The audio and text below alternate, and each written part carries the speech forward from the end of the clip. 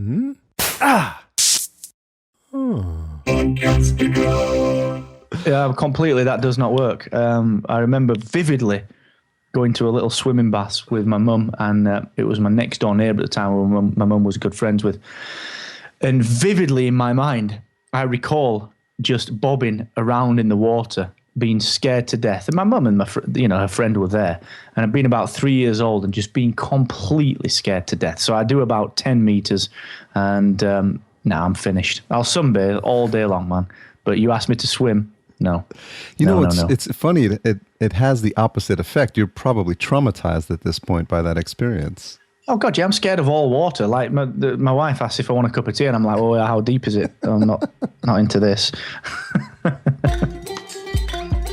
Podcast Junkies, episode 69. In case you missed last week's episode, we spoke to Taki Moore, my business coach and good friend and mate from down under.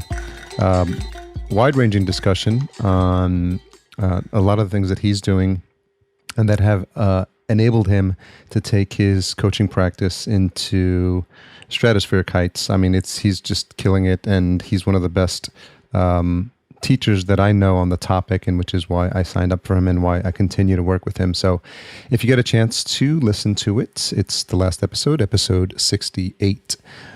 This week we speak to another international podcaster, Mr. Mark Asquith of the Excellence Expected podcast. And I had known of Mark through a collaboration he has with the one and only John Lee Dumas, podcastwebsites.com. And we ran into each other very briefly in the hallways, but we hadn't met before, and I knew that I wanted to have him on the show. So followed up, and several months later, we made it happen. And I'm glad we did, and I'm always glad when I get to know a lot more about people that I've just known through social media or just one-off conversations.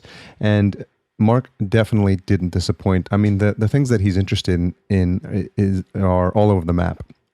Everything from DC Comics to jazz to Bon Jovi to obviously podcasting and all things entrepreneur. And so it's wide-ranging, as these usually tend to be, and I think you won't be disappointed. So if you're new to the show and you're wondering who all these people are that we're talking about, then welcome, first off. And this is what I like to call the podcaster's voice. So you could probably tell by the intros of the last guest and this guest that I like to have conversations with fascinating and interesting podcast hosts, and I'm always on the lookout to develop relationships with those folks so I can begin to bring them on the show and introduce you to some people that you may not have heard of before. So again, this conversation is no exception, and so enjoy my conversation with Mark Asquith.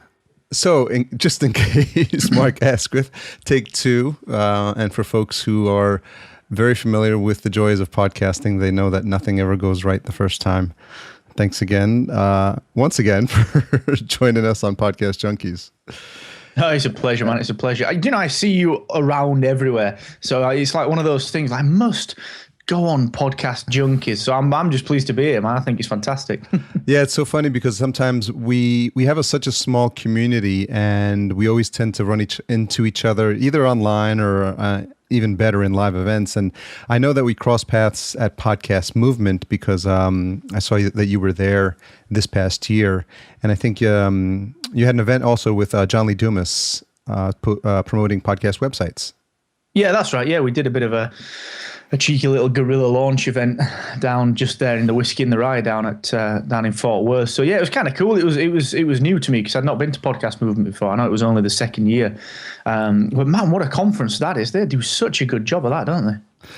They do, and I think they're learning from all the feedback, and they're really taking a lot of input and trying to encompass all the different aspects of podcasting. So as you and I well know, and where I started was a lot of the folks doing entrepreneurial podcasts and small business, but there's just a whole range of people out there doing anything that falls under that umbrella of podcasting, storytelling, sports, people who podcast about podcasting. So I was wondering what the biggest surprise for you was when you went there in terms of the range of what was available.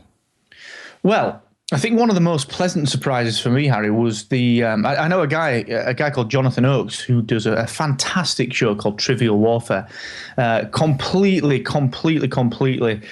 under promoted. Like, he got such a good show, and could do so much more with the promotion. I love the guy to bits, and I was really surprised because he did a live event there. So he took, he got JLD, he got Pat Flynn, he got everyone ranging from these kind of podcasts, small business entrepreneurial superstars down to sort of you and I there just passing him by. And he had a little Zoom H4n, and he was just doing a live podcast all of the time consistently. And that, I wouldn't say it was, it wasn't anything that the podcast movement guys put on, but what I was really loving about that was it just, for me, it seemed to sum up everything about the event, that you just had this really tight, close-knit community of people that were just all there for the very, very same reason. And that, not having been to a very specific conference like Podcast Movement before, that was the biggest surprise, was this, you got this tight-knit community and everyone was so supportive.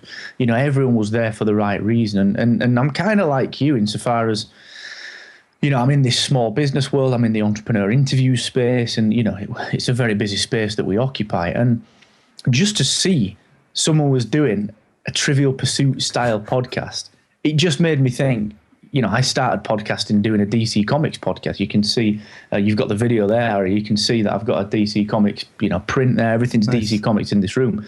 And, so I started out doing this really hobbyist kind of podcast and really enjoying it. But I've been so involved in this small business entrepreneurial interview space that I've completely forgotten that this other stuff exists. So that, for me, it was just like an eye-opener. It was just really a snap back to reality that podcasting is just, it's whatever you want to make it. And I thought that was amazing. I was surprised that I'd forgotten that, if that makes any sense. It totally does, because I can relate as well, because my first the thought or memory of the word podcasting was actually music. I grew up as a DJ, electronic music DJ. So for me, a podcast was just a 60, 90 minute DJ set. I had no idea this other world existed. And like you, when I think of people who started podcasting early on, they did it really for their passion, right? For just they have this one subject that they can talk endlessly about. They've exhausted their family and their friends, and they no longer want to hear about the topic. So they naturally, what they do, they go on the internet, either start a blog or now start a podcast. And I think some of these early folks, or some of these people that have these fan shows, they're perfectly happy having that platform, right, to talk about whatever it is they want. And that's the beauty of podcasting. It's your show. You can really talk about whatever it is you want. Well, it took me a while to get into that as well, Harry. I was I'm a really friendly person. I talk to anyone, and I'm not shy. And I'm very happy going into a room and talking to a bunch of strangers. But when I first put I put this mic in front of me, I was like, wait a minute. Like this seems like there's a microphone here, so surely this is more professional. Am I all right to just talk about stuff that I like? And it was this really weird when we started doing the DC Universe show, which is the first podcast I did. I was just talking about random DC Comics stuff, and it completely amazed me. We were in the really low numbers. We had like 30 listeners for like 3 months. But then I thought to myself, wait a minute, there's 30 people want to listen to me ramble on about how much Wally West's Flash gets a raw deal compared to Barry Allen's Flash. And it just blew my mind completely. And I think, being at Podcast Movement, it helped me rediscover some of that passion because, being in that small business, / entrepreneurial space, it's very much about building a business around podcasting, which is nothing wrong with that. It's fantastic, and I love that can be done. I just think that's amazing.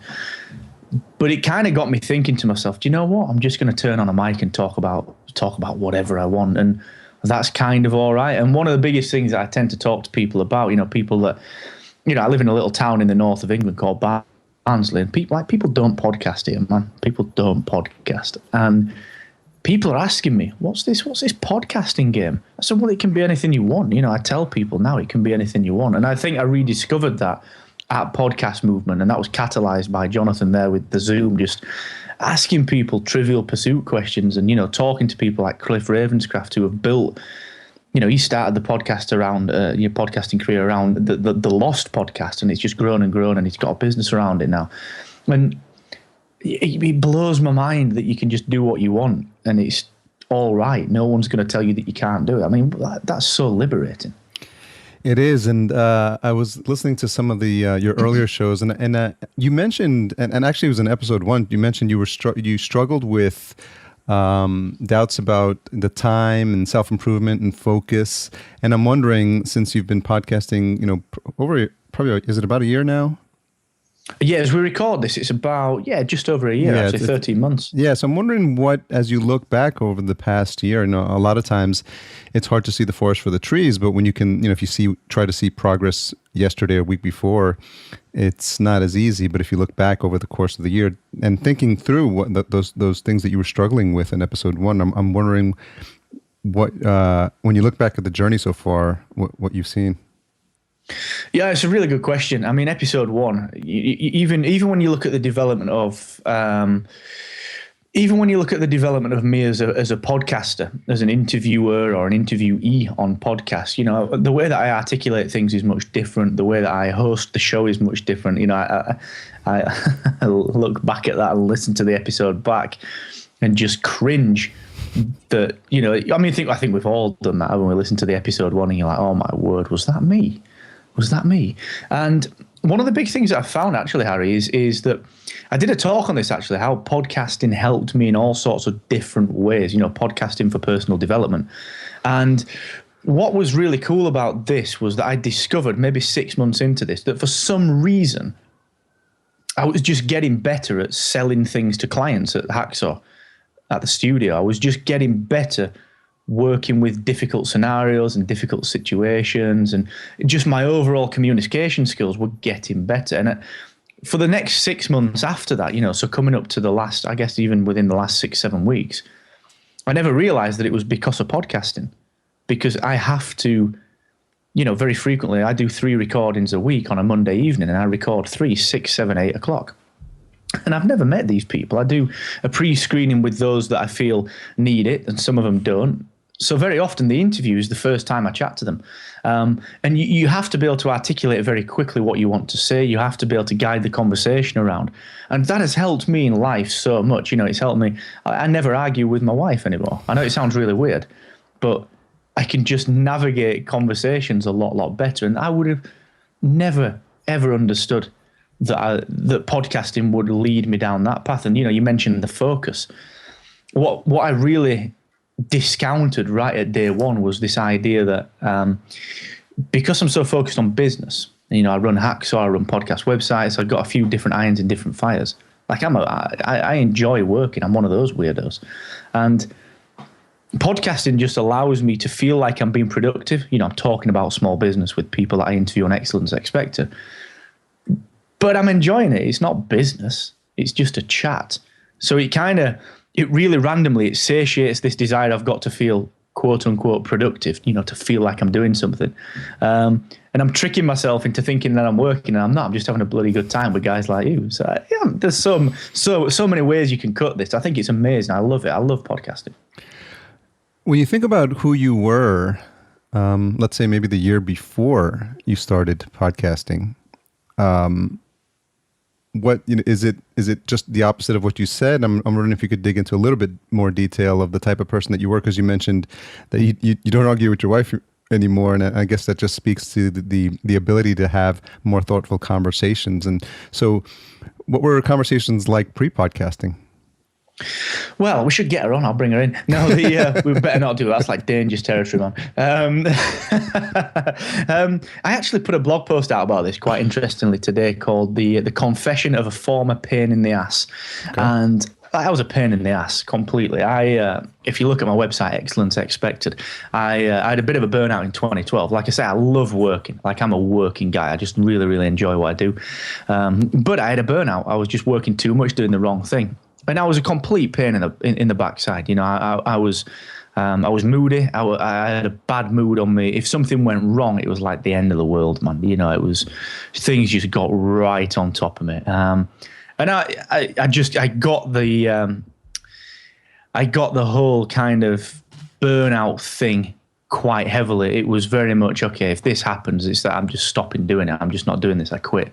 I was one of those people, really bad moods. And it led me to just make bad decisions in conversations. So, something really small that shouldn't actually have even been a conversation, never mind a little tiff or an argument. Because I was so burnt out on things, everything became such a big deal. And podcasting, I spoke about this at Podcast Movement. I did one of the sessions on the Thursday, whenever. Friday. And I kind of used it as therapy. I never realized it again. I never realized it. But the way that I can't be like that on an interview. I couldn't be like that on an interview. If I were interviewing you and I was just a complete ass, you'd be like, who's this jerk? I'm just hanging up. So it's been kind of nice insofar as when I am faced with a problem at work, because I'm consciously working less, I'm doing much less, much fewer hours, but much higher impact work, combined with the fact that I'm having to communicate much better with people. I've just been at peace for like the last 3 years. Just, completely been at peace for the last, 18 months since I started podcasting. And before that, when I changed my working habits, it's just been this progression to being a peaceful guy.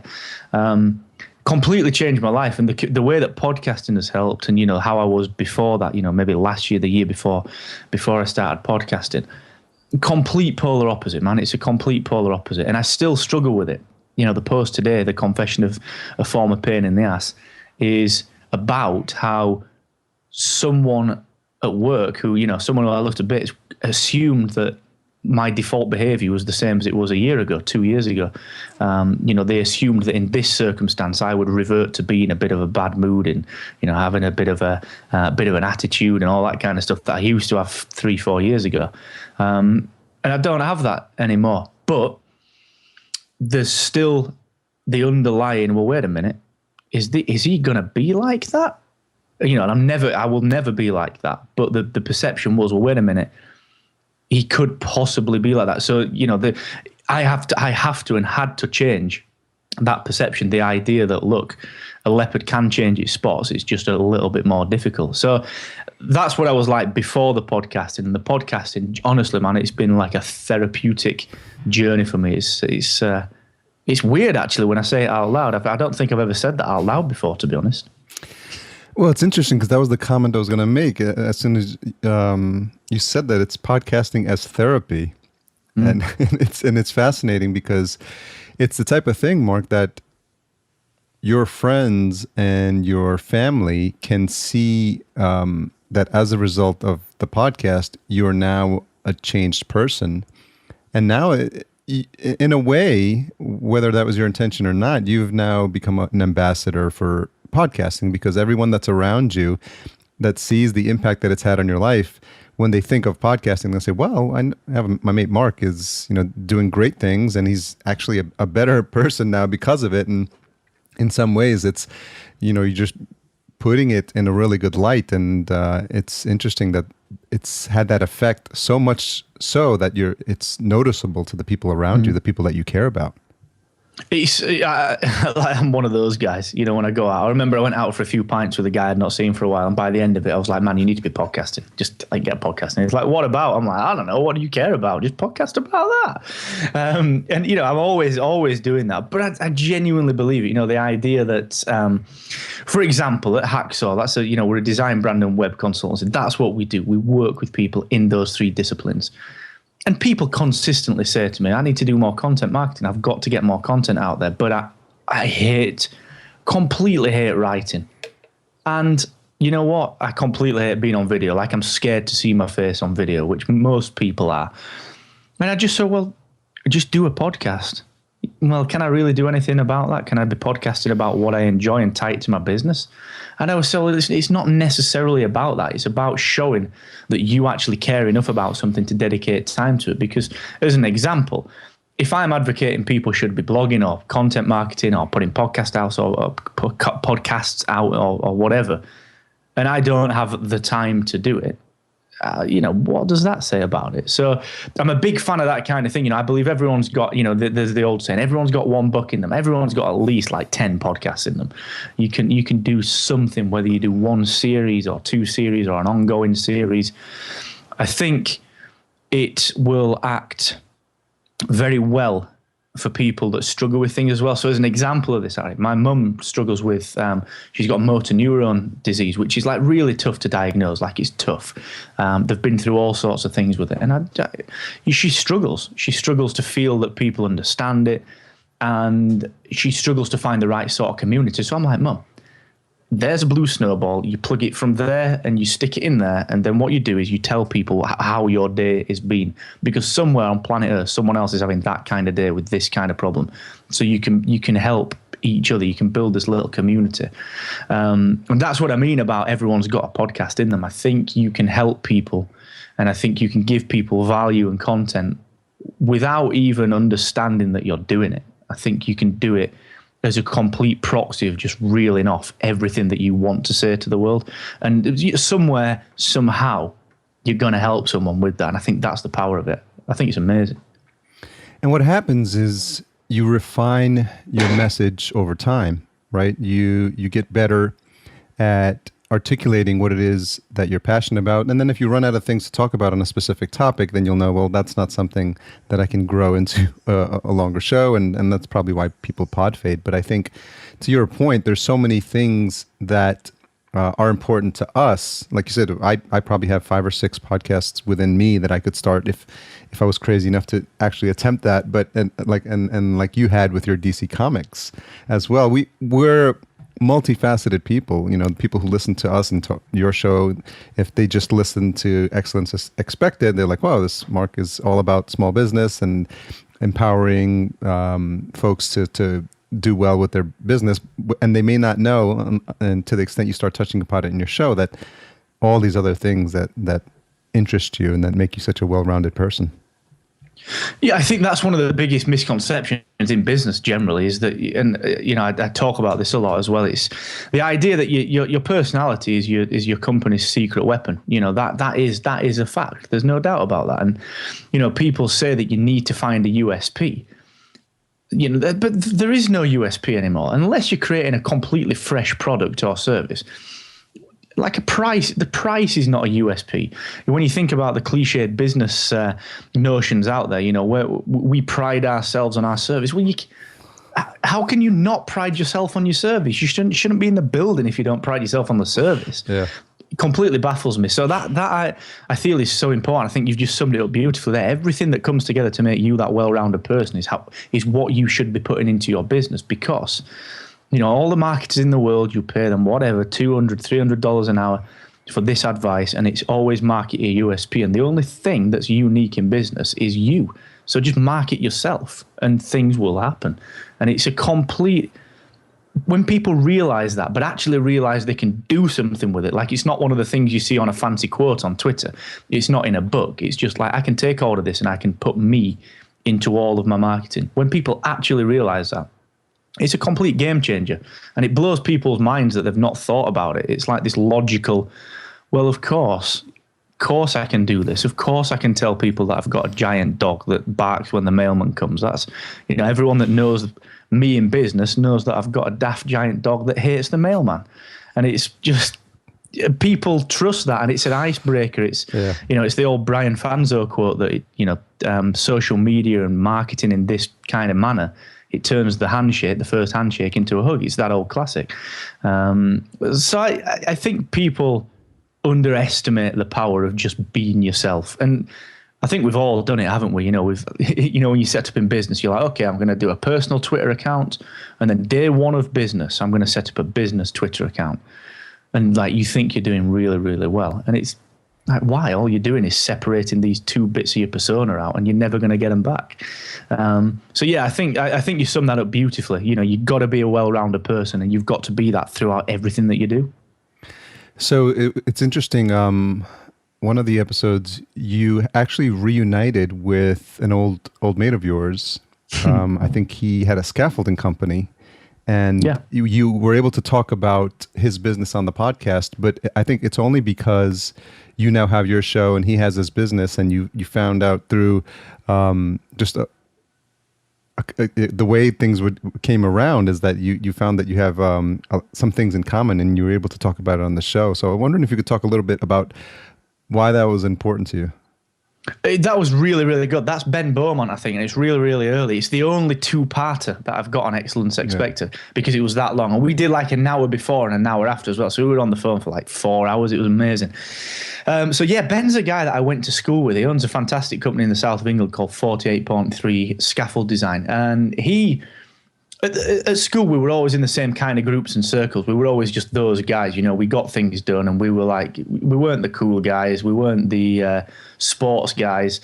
We were just the grey men, when you listen to like the military kind of anecdotes, it's just be the grey man, just be the grey man, be completely unnoticeable. That was us. We were like, there were no women, Harry. There were no women. We were like the grey men. So yeah, you're right. About 10 years later, we met sadly at a funeral of our old music teacher who had a massive impact on us. We were both musicians, and we just got talking. We were like, "What are you up to now?" So, I created a design studio. He's got a scaffolding company. Never thought anything of it. And then every now and again on Twitter, there'd be book recommendations flying about, and we'd just be like, "Well, wait a second here. There's something going on here." We seem to be just crossing paths a little bit more, just completely by accident. And when I started the show, I reached out to him and said, "Listen, man, we should just do this. We should just have a catch up and we record a portion of it and see what the deal is." And it was amazing because we'd stopped seeing each other at age 16 and came back together at age 30. I was 32 at the time. So, half my life I'd not seen him. And the startling similarities between what we'd done in business and life and the choices that we made and the things that drove us and the way that we got to where we are, they were just fascinating. They were fascinating. And I think it's amazing because people always say, if you come from a small town, you kind of get the people that leave and the people that stay.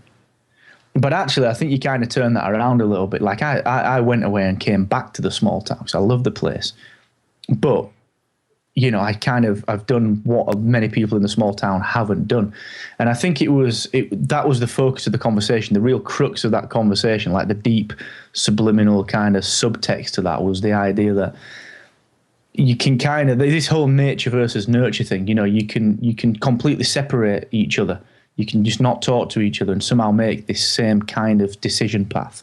And it was just fascinating to see what he'd done and how he built his business. And we got to some really deep ideas around personal development, and it was just a really fun 4-hour full afternoon out, which really didn't expect. And Ben's doing really well for himself. He's just opened a place out in Dubai, so I learned a lot about international trade and how he's especially kind of doing business out in the Emirates, which I thought was fascinating. And it was very interesting to see that someone else from a very, very small town with very limited opportunity had decided to just kick it to the curb and say, well, do you know what? I'm kind of not going to listen to anyone. I'm just kind of going to do what I want and do what I think. And you end up meeting each other 10 years later, or even 16 years later. So just baffling, isn't it, how it all works? Well, what was interesting was how many parallels there were in what you talk about on a regular basis on your show, and some of the challenges that he went through and experiences he has growing his business. Yeah, absolutely. And I think it's something that I think the being cognizant of what you're struggling with is a big challenge for people, really understanding and seeing these things for what they are. So as an example of that, we spoke in the episode with Ben about focusing on what's impactful instead of what you're good at or what's what you're efficient at. So being effective versus being efficient, the old Tim Ferriss notion of being effective versus being efficient. And it's a recurring theme throughout the podcast insofar as it's really very easy to have a fantastic day at work, because all you do is you create a list of things that you want to do and you leave the building at 5 p.m. or 5:30. And you just give yourself a pat on the back because you've gone down the list and you ticked all the things that you wanted to tick off. Brilliant. Well done. That's fantastic. It's a great day. But actually, do any of these things matter? And when you realize that as the business owner, especially if you've come from having a job, which Ben and I both did, when you come from having a job, it's very difficult to get into the mindset that these 10 tasks that I'm doing I should probably only be doing 2 of them. I should be doing like the $10,000 tasks or the $100,000 tasks. Someone else should be doing the $1,000 and the $100 tasks. And it's really difficult because it can put you on a bit of a downer. Because you're like, right, okay, I've had a fantastic day. I've gone down my tick list. Like, I've emailed this person, I've written this blog post, I've signed this contract, and I've got this new business in. And you leave the building, as I say, at 5 o'clock. And then when you come to the realization, when you have that, that revelation that all of this stuff that I've done, has it actually moved the business forward? When you realize that it probably hasn't, it's a kick in the teeth, because you're like, oh man, my to-do list. I love my to-do list. What am I going to do now? Like, I want to tick all these things off. And it becomes so difficult. And that was a big theme that came out of that episode. And it's something that recurs throughout the podcast, really, is that, as business owners, you do have to shift from being efficient at being an employee to being effective as a business owner. And that, I think, when you cross that line, you then start to make moves that you didn't think you could make. You start to see results that you thought were reserved for people that you see on social media. That kind of effect happens. And as I said, that was a big thing that came out of that interview. And it was, for me, it came at a time where, we spoke earlier on about the things that I was struggling with. And the interview came at a time where I was still validated. Is this podcast a good idea? Am I doing the right thing, investing time in this? And he had the same revelation that, well, wait a minute, I need to step out of my business. I need to do the things that are effective, not efficient. And when we spoke about it, you'll hear it in the episode, there's a real big validation from my perspective that, well, wait a minute, thank God for this. I'm on the right track. Someone else understands this. And I think it was only because it was with Ben that I was able to do that. If it was someone that I'd not spoken to before, I don't think would have gone down that path, because we would have both been a little bit more reserved. And I don't think the show would be where it's at today had it not been for that conversation, because as I say, it gave me the stamp of someone that you've known for a long time, that you respect and trust, is overcoming these problems as well. So stick to your guns, man. Even if people are telling you this is not the right thing, stick to your guns, because you trust this person. You should listen to that. So that was a big catalyst for me for keeping moving forward, I think. That's a really fascinating takeaway. And it sometimes speaks to going out on a limb and getting out of your comfort zone, because a lot of times we hear podcasts where people try to have the most regular conversations with people that they feel they need to have on their show, because everyone said, you need to have these, everyone has their top 20, their top 50 magical guests that will explode my podcast. And then they, and we've all, once you've been doing it long enough, you realize it's not one guest is not going to make your show, right? And so realizing that you have a platform, and realizing that one of the terms I like, I've been using more often now is showrunner, because it really encompasses like that we produce this show and we're in charge of booking the talent and getting it produced and doing the marketing and the publicity. But with all those responsibilities comes some leeway in picking and choosing the people who are right for us, for our show at this point in time. And I think that's really what it sounds like happened with your thinking outside the box and deciding to bring your friend on the show. Well, I did. It's a really good point that you made there, Harry, about the, I'm going to get these silver bullets on my show, and that's it. I could do 20 interviews with the top 20 people. Oh man, you're going to see sponsorship checks dropping on my doormat. And it's, that realization that, well, hang about, wait a minute, the guy that I interviewed that lives next door to me got the same download numbers as this Superman or Superwoman that is going to bring all these numbers in. You can take that one of two ways. Like, one, that's a complete kick in the teeth and you should stop doing it forever, which is like the first reaction. You're like, well, this is it. This microphone is going on eBay. That's it. Game over, man. Or you do it the other way, which is, I think, you get to this point, which is, well, wait a minute. All of these people came back. All these people came back and they keep coming back and they're telling people and things are growing slowly, which is brilliant. And you come to the realization, like if you look at the early shows, I just didn't know anyone. I didn't know anyone. I didn't know you guys.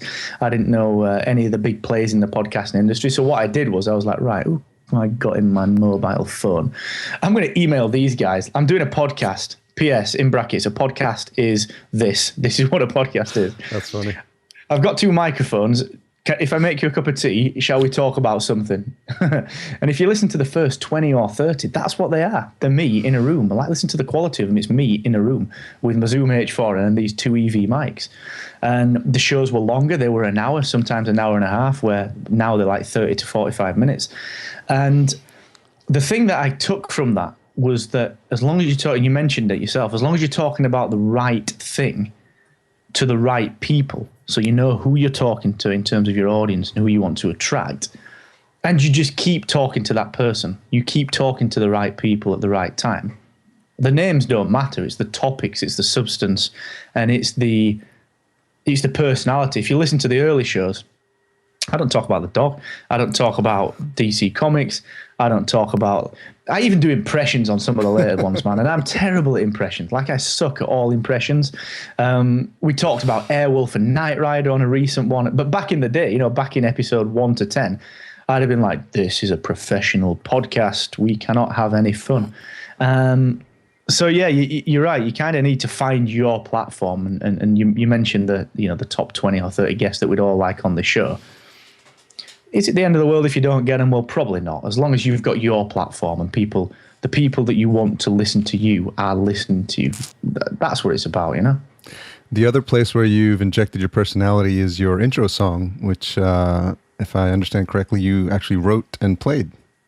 It sounds so grand that it's like 4 chords. It's just 4 chords. It's like an F sharp and then no one knows there's not a whole album behind that. So.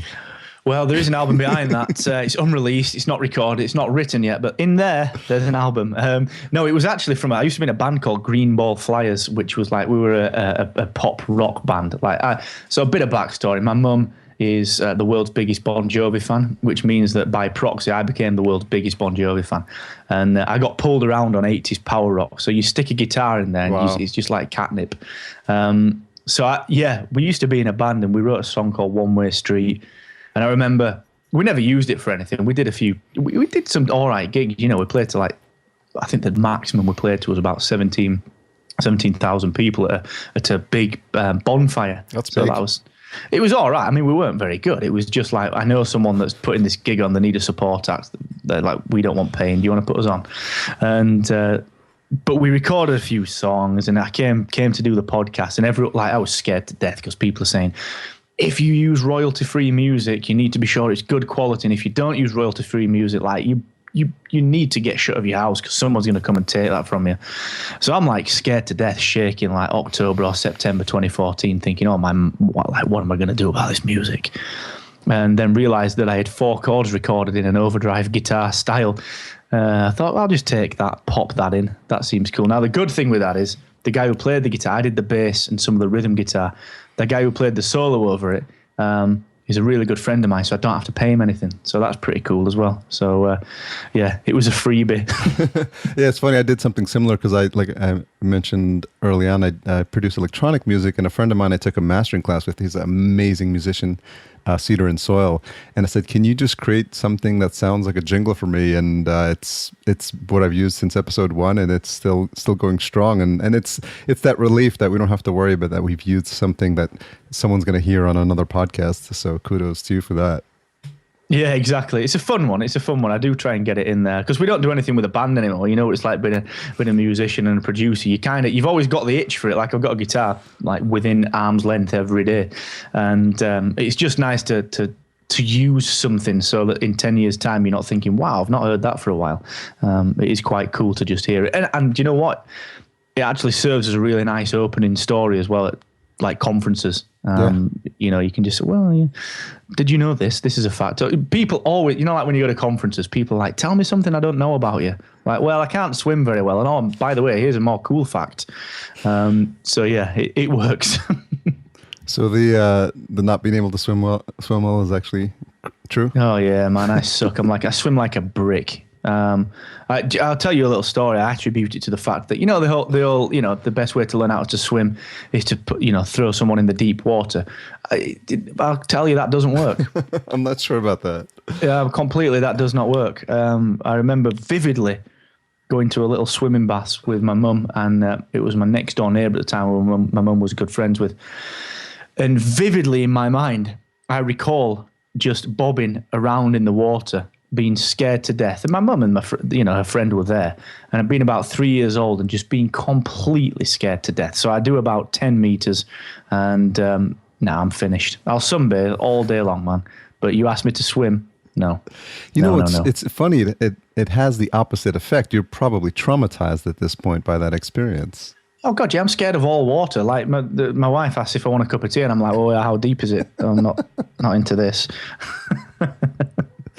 So I'm interested in your take in, and if it's something that you became aware of, or something you don't even notice, the comparison between podcasts in the UK and podcasts in America, and if there's a big difference in terms of how popular they are here in the States.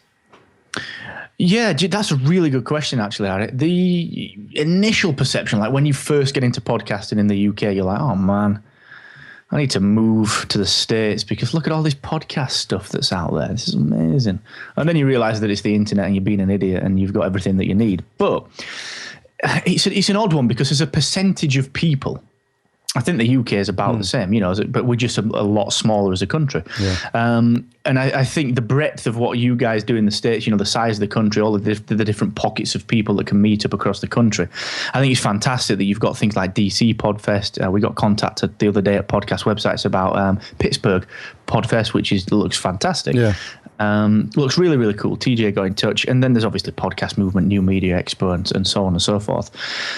So your initial thought as a UK denizen is, oh man, this sucks. I need to just move or stop podcasting and do something quintessentially British, like comb your dog or something. But the more you dig into it, there is a good culture here. You've got people like Mike and Isabella Russell. You've got David Bain, Chris Marr, Colin Gray, all the fantastic people that are doing great work in podcasting. And this year, we had the second New Media Europe, which Mike and Isabella put on in Manchester. Yeah. And it pulled decent people in. It had Chris Ducker talking. We had Amy Schmittauer there. There were a ton of decent people there. Who again, it was fantastic to strike relationships up with those guys. So I think the UK is catching up. It's just we don't have the frequency of meetups, but there is definitely this subculture kicking in now where people that you wouldn't expect to be podcasting just happen to be into podcasting. It's kind of just not as mainstream, I don't think, even though it's not mainstream per se, but we're catching up. The UK seems to be catching up. And honestly, Mike and Isabella do fantastic work. UK Podcasters Group that Mike and Isabella run. Touche to those guys. They're doing a fantastic job. In a way, it's more of an opportunity for you when you're there to find a lot more people that maybe don't know about podcasting, and as a result, you get to educate a lot of people as well, I imagine. Oh, you become the expert. Yeah. Like I'm the Yorkshire podcasting expert because like Yorkshire's the biggest county in the UK, and there's not many people that podcast in Yorkshire. And to be fair, it is great. And I like on my site, it's the UK's #1 small business podcast. That's what I put on there because I want to be the UK's #1 small business podcast. So if I start telling people, why not? But people are onto that. I get media requests and so on saying, wow, this is amazing. UK's #1 small business podcast. And I'm like, well, it's not hard. There's only about 6 of us. And someone had to say that they're in the UK with it. The guys that are doing it, we feel like we're in there early. And there's a really a very close-knit, very small little community of business podcasters that are just fantastic. Like some of the best people you'll ever meet. And it's amazing to be part of such a small group and feel like you're kind of doing something a bit different that people aren't quite aware of yet. I have to ask. I'm wondering when you first saw the news about DC Podfest, if for a fraction of a second you thought it might be a podcast conference about DC Comics. We're talking I'd pay anything to get a ticket if that's the case. That would, whoa. Let's just blow my mind. Now I've got ideas for, well, wait a minute. Okay, I know a lot of geeks and I know a lot of podcasters. We're going to put a conference on. No, do you know, I was gutted. I was supposed to go out there and do a speech at DC Podfest and the timing didn't line up. Had I done that, it's probably great that I didn't, because on that thought path, I would have probably turned up dressed like Green Lantern and got completely killed for it. So who's the favorite DC character? How long you got? We could be here a while. No, I'll be honest, I'm a Dick Grayson guy all the way. Nightwing, all the way. Okay.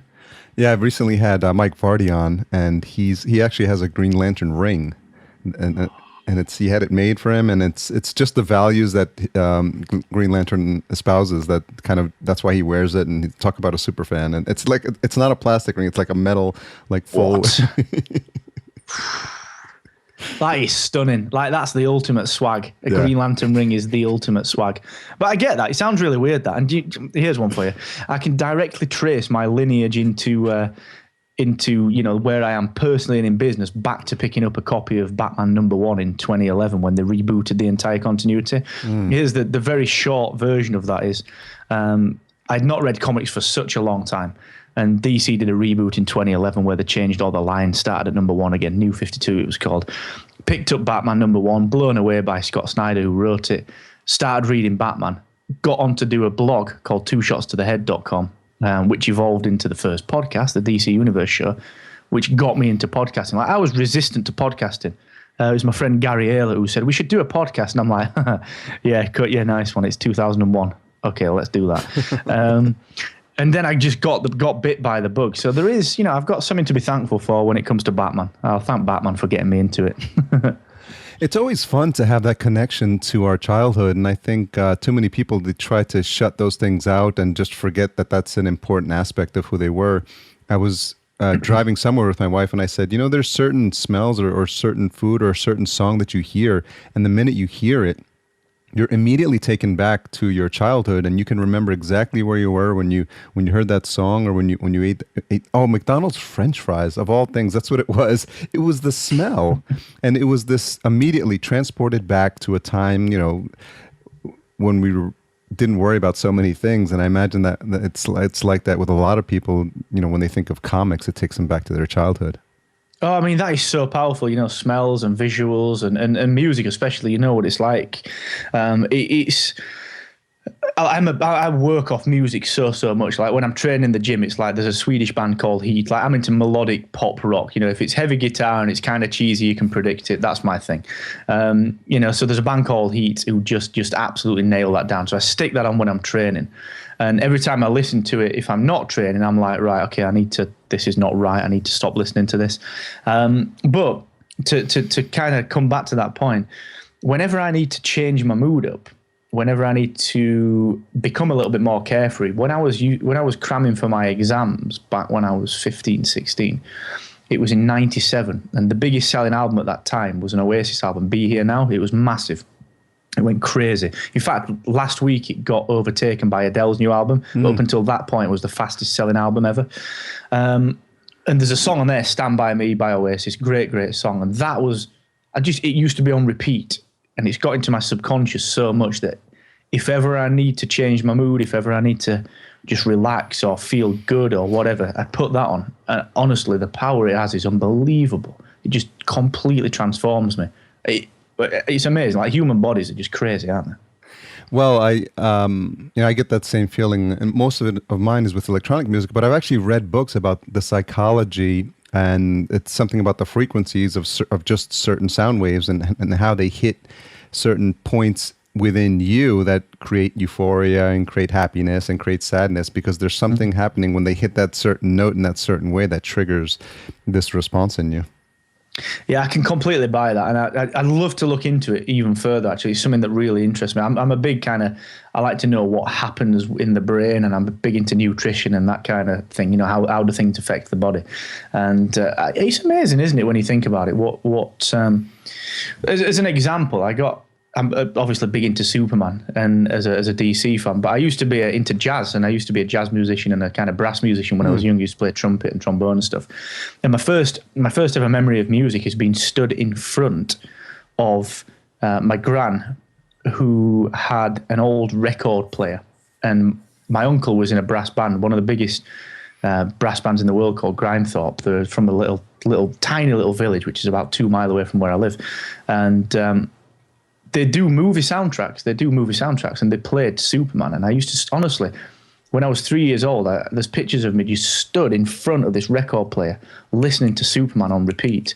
Honestly, I loved it. And at the time, I didn't understand why I liked it.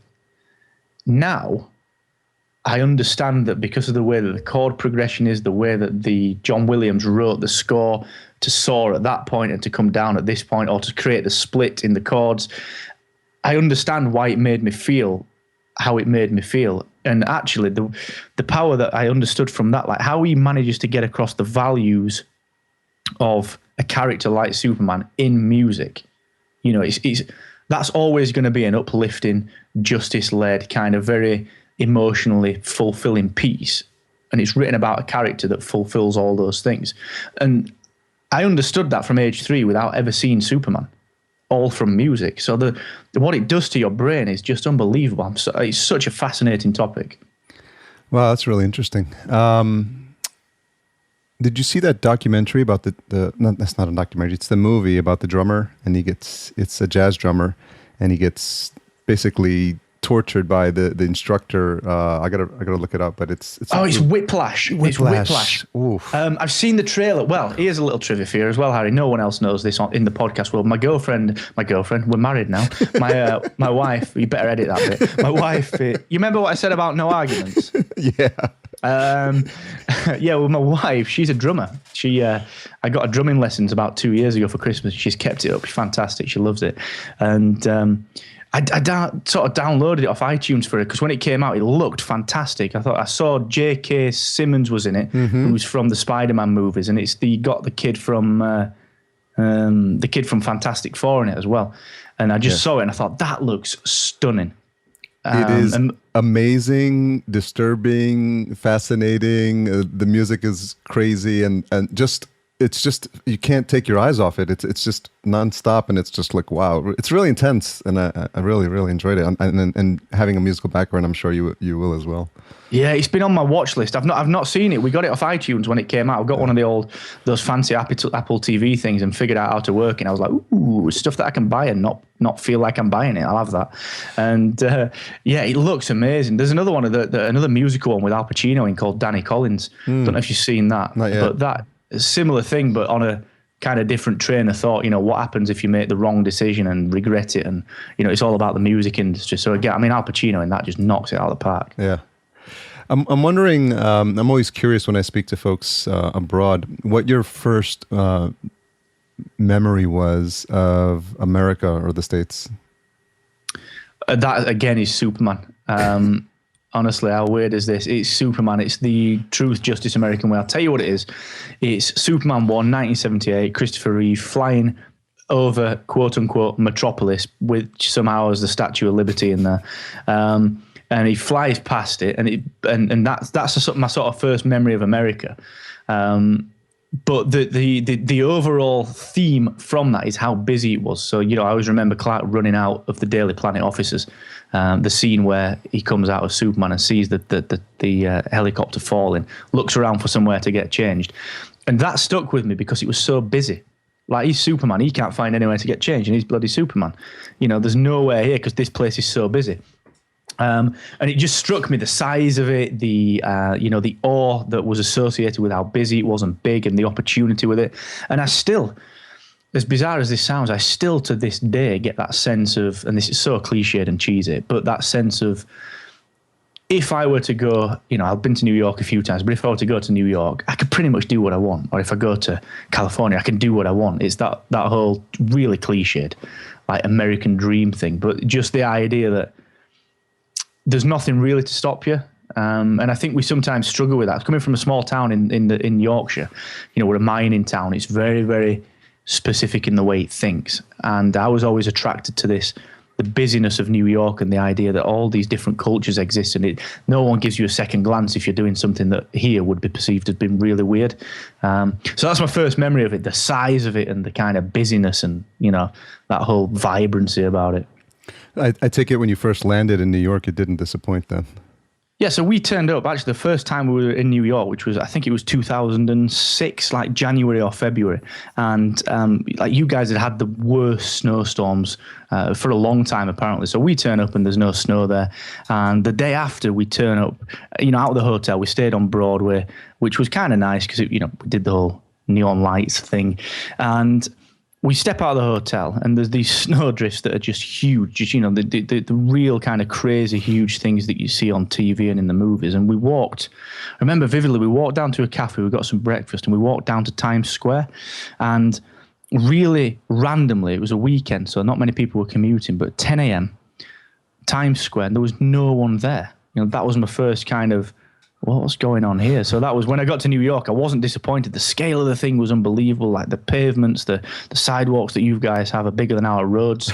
And when we walked into Times Square with the snow, there was no one there. All the lights were on, everything was open, everything was there. But there was, I'm talking maybe 100 people in Times Square, which looks like nothing when you're there. And it turns out it was just because people were just waiting for the kind of municipal workers to clear the snow, and we didn't realize that. So we're naively tramming through the snow. And I just remember it really vividly being this kind of really surreal, all white, big bright lights, giant experience. So I just love the place. I think it's amazing.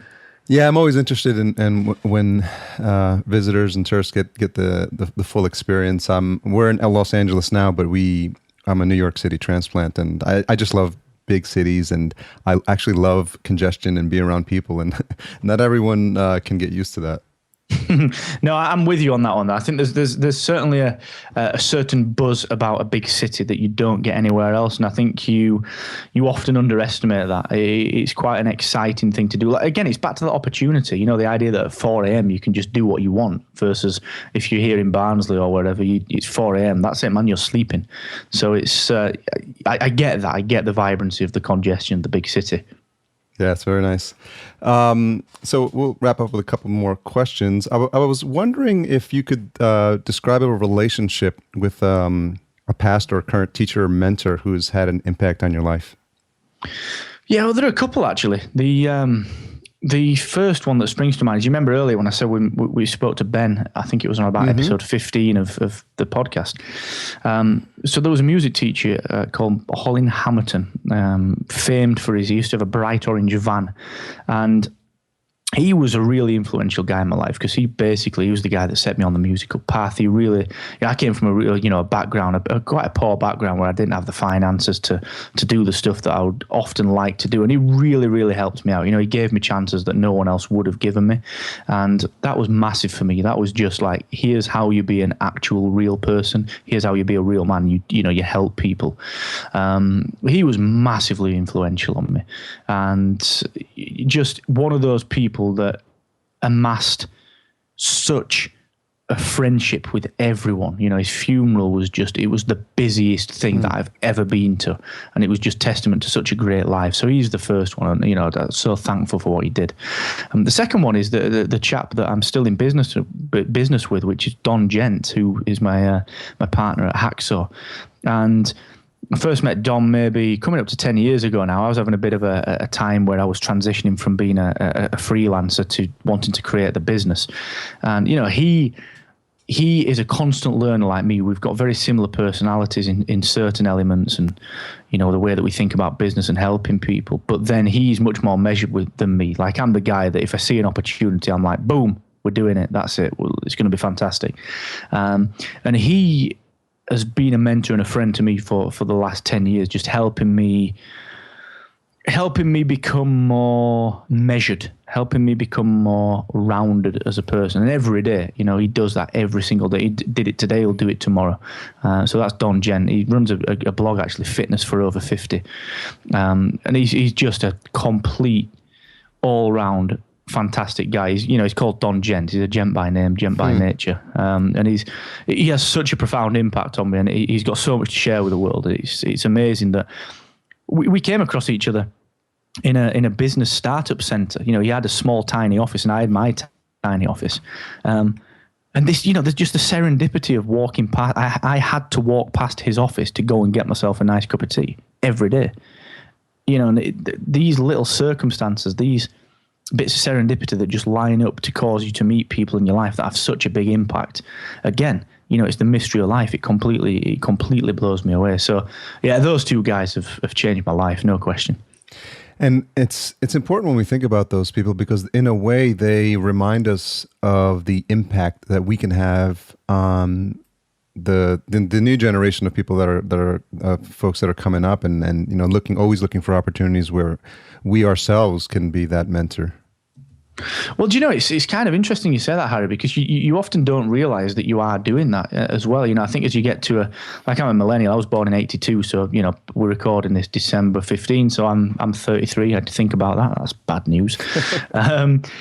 But I'm a millennial, and I'm just getting to the point now where I'm starting to realize that people are actually seriously asking for my advice.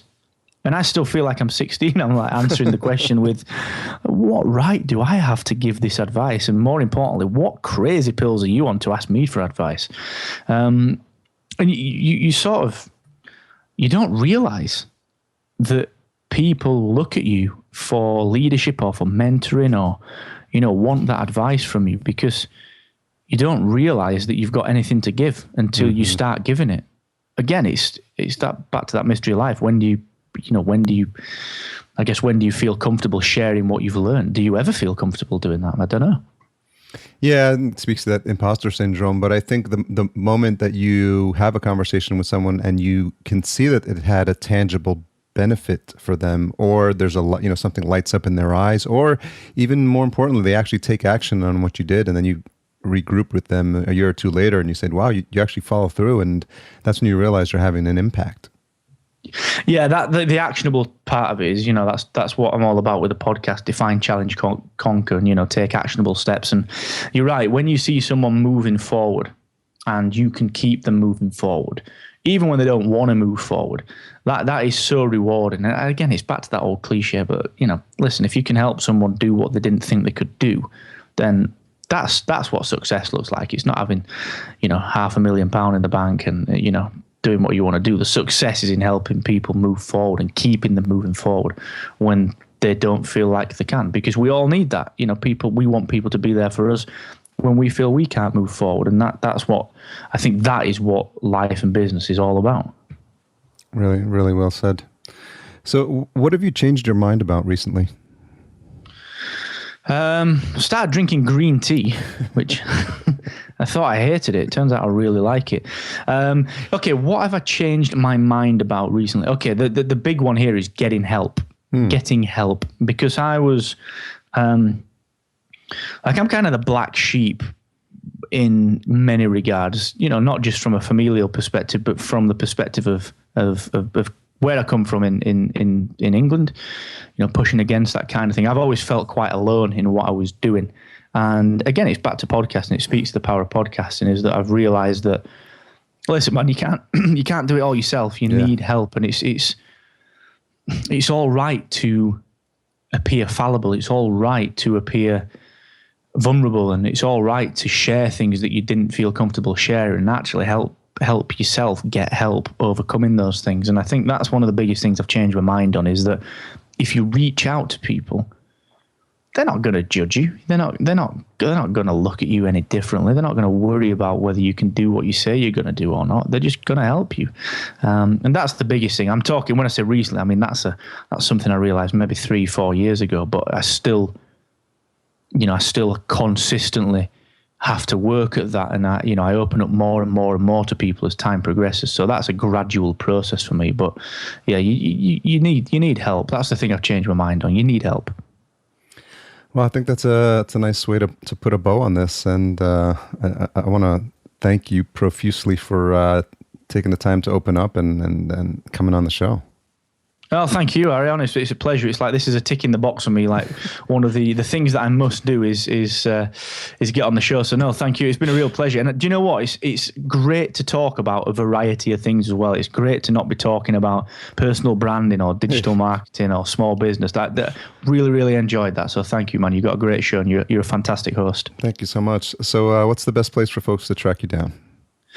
Best place is do a Google search for Excellence Expected, and you're going to get everything that I put out there. That's my hub for everything. So it's Excellence Expected. And on every bit of social media, you can get me on Mr. Asquith.